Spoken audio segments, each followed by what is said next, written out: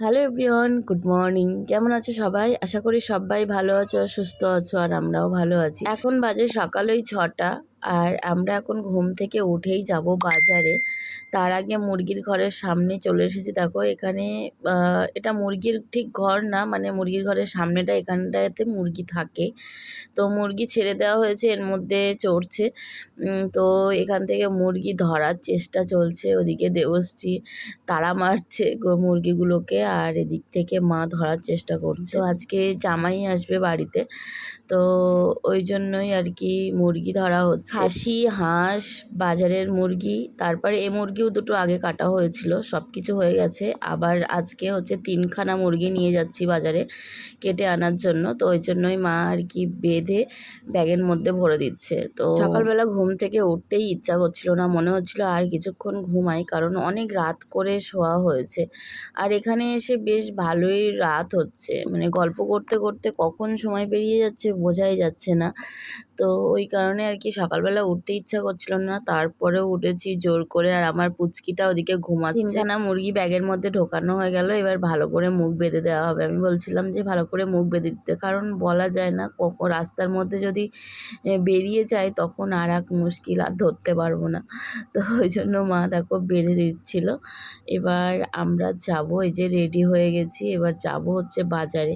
বাজার থেকে কাটিয়ে নিয়ে আসব। আর এই যে বেরিয়ে পড়েছি, এই বড় পুচকিটা ছাড়বে না আমাদেরকে, ও আমাদের সাথে যাবে। তো ওই জন্য ওকে রেডি করে নিয়ে যাচ্ছি, আমি, দেবশ্রী আর পুচকিটা, বড় পুচকিটা।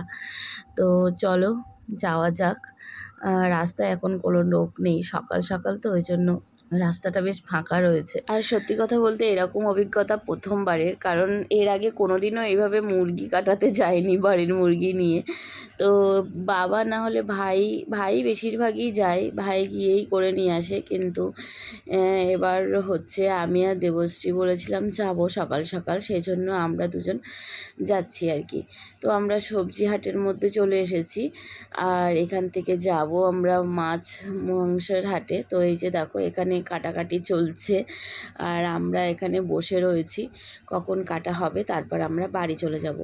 তো বাড়িতে চলে এসেছি, আর মা কিন্তু রান্না এদিকে স্টার্ট করে দিয়েছে। আর জামাইও বসে রয়েছে, কিন্তু জামাইকে দেখাতে পাচ্ছি না।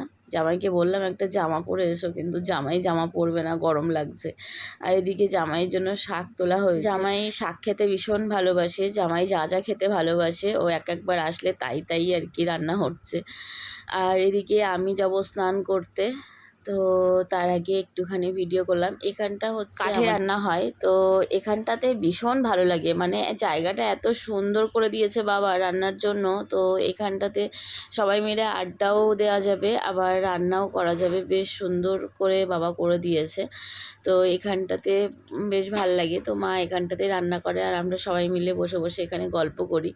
তো গরমও লাগছে প্রচুর পরিমাণে, তো এখন যাবো স্নান করতে। তো এই ছোট্ট ভিডিওটা তোমাদের সাথে শেয়ার করলাম, জানি না কেমন লাগলো ভিডিওটা। তো চলো টাটা, সবাই খুব ভালো থেকো, সুস্থ থেকো, দেখা হবে অন্য একটা ভিডিওর সাথে।